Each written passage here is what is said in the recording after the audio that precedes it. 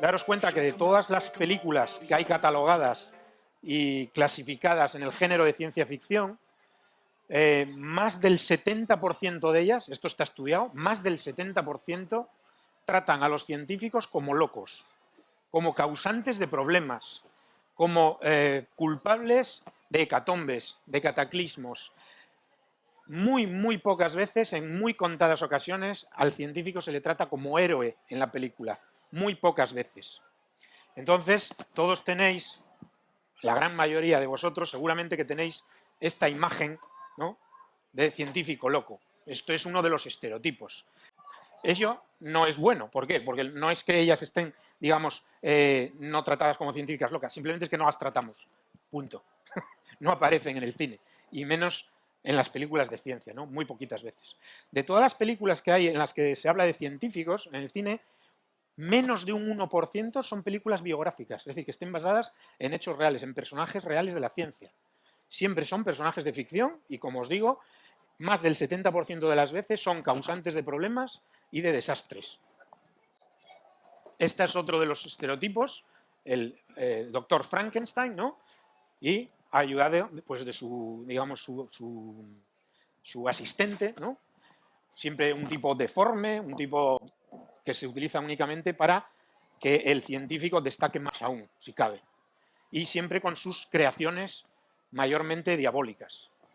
Este es otro estereotipo, el científico loco chiflado, ¿no? Como aquí tenéis a Doc Brown, el protagonista de la saga de Regreso al Futuro, y probablemente esa imagen os recuerde muchísimo pues, a la típica fotografía que aparece siempre por ahí de Albert Einstein sacando la lengua.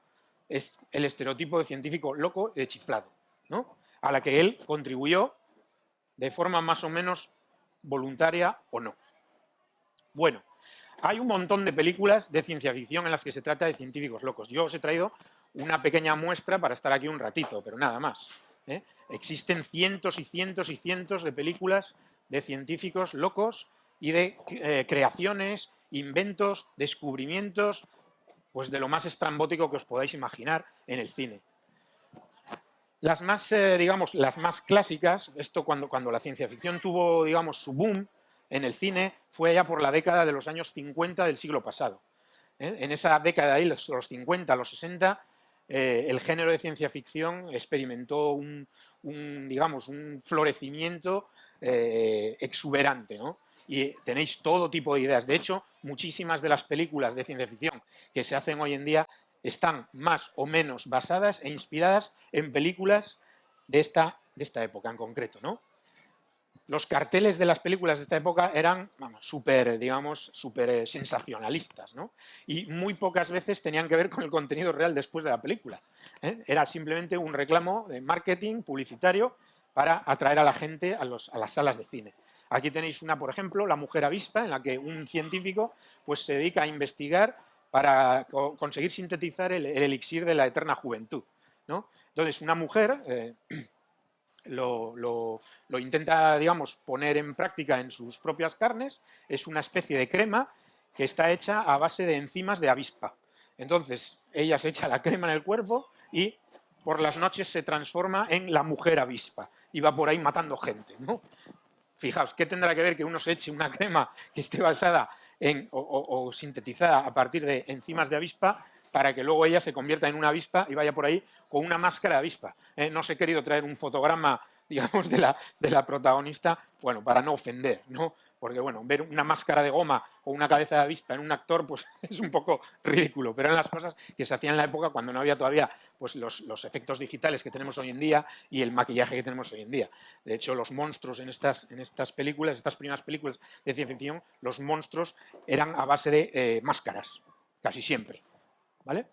Bueno, otra película muy célebre en aquella época era El hombre de la cuarta dimensión, que era otro científico que, haciendo experimentos en un laboratorio, al final conseguía que su cuerpo adquiriera la propiedad de atravesar objetos sólidos, ¿vale? Algo que hoy en día pues, nos puede, digamos, recordar a la gente que trabaja con mecánica cuántica, con física cuántica, el efecto túnel, cómo se traspasa una barrera de potencial, una barrera de energía, ¿vale?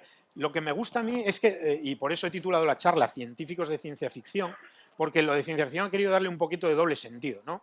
Quiero, por un lado, mostraros cómo se trata ciertos temas en el cine y que intentar justificar, digamos, esos descubrimientos, esas invenciones con ciencia que existe realmente, ¿no? Hay cosas que son clara y evidentemente imposibles porque violan las leyes conocidas de la ciencia, en concreto de la física, también de la biología y de otras, pero yo al ser físico pues siempre tiendo a inclinarme un poquito más hacia la física, ¿no? Pero para que veáis que hay cosas que son posibles, otras que son probables y otras que son completamente imposibles, ¿vale? Esto, de hecho, es completamente imposible. Que un objeto pase a través de una barrera sólida solamente ocurre, digamos, en el mundo cuántico, en el mundo submicroscópico.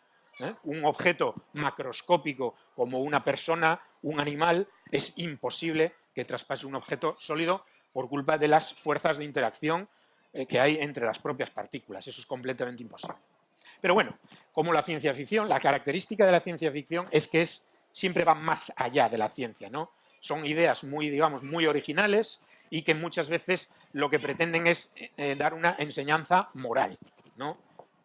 Muy pocas veces interesa realmente la ciencia que se describe en las películas, sino que esa ciencia se utiliza únicamente como excusa, como disculpa, para plantear lo que el autor, el guionista o el autor de la novela en la que está basada, pues quería criticar, expresar o simplemente mostrar a un público lector, ¿no? Bueno, otra película también era esta, que muchas veces también en las películas de ciencia ficción se comete el error en la traducción, ¿eh? Siempre tenemos la manía en España de traducir los títulos de las películas, los títulos de las obras. Esta película, que es The Man with the X-Ray Eyes, si uno traduce eso bien, es El hombre con visión de rayos X o con ojos de rayos X. En España tradujimos el título por El hombre con rayos X en los ojos, que es muy diferente, es muy distinto. Nadie tiene rayos X en los ojos. Sí que puedes tener una visión de rayos X, es decir, que puedes ser sensible a, digamos, unas longitudes de onda que no caen dentro de lo que llamamos el espectro visible, sino que podemos ver otras cosas. Evidentemente, una persona no es sensible a, digamos, longitudes de onda que no caigan dentro del rango del espectro visible, pero sí que podemos hacerlo, como nos ha contado Manuel hace un rato, con telescopios, que están hechos especialmente para eso, para captar otras longitudes de onda en las que el ojo humano no es sensible. ¿De acuerdo? Infrarrojos, rayos X, yo qué sé, otras longitudes de onda, ¿no? Bueno, aquí el personaje pues era evidentemente alguien que con una sustancia que él mismo había sintetizado en el laboratorio se la ponía en unas gotas en los ojos y era capaz de ver a través de los objetos. Bueno, otro científico loco considerable. Darkman es otro de los personajes del cine que hace una creación, digamos, loca, pero no tanto. Se trata de un científico que tiene relaciones con un grupo mafioso y ese grupo mafioso acaba con su vida mediante una explosión, ¿no? Entonces él en la explosión sobrevive, pero queda completamente desfigurado.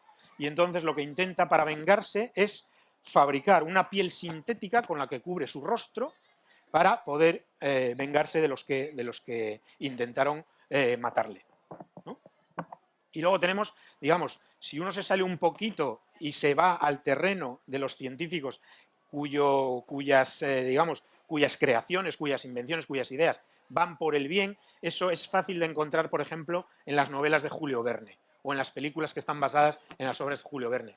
El estereotipo de científico que trataba Julio Verne, salvo alguna excepción, era digamos, de gente que estaba preocupada por el bien de la humanidad. No eran científicos locos, digamos, en el sentido que todos estamos acostumbrados, sino que sus objetivos eran nobles.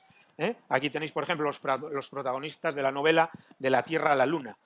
Eran unos científicos que lo que pretendían simplemente era llegar a la Luna. Sí que lo hacían mediante unos métodos un poco locos, digamos, con no mucho sentido, sobre todo en la época de Verne. Hay que tener en cuenta que esto está escrito a finales del siglo XIX y entonces el conocimiento científico que había en esa época es muy distinto del que tenemos hoy en día, ¿no? La idea loca de Julio Verne fue colocar a sus aventureros a bordo de un proyectil que era disparado con un cañón y pretendían llegar a la Luna.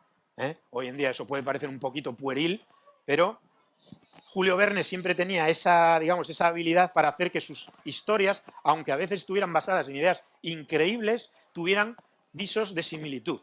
Y con eso no era poco. Take on the others, yeah. Shake 'em up, wake 'em up, all the others, yeah.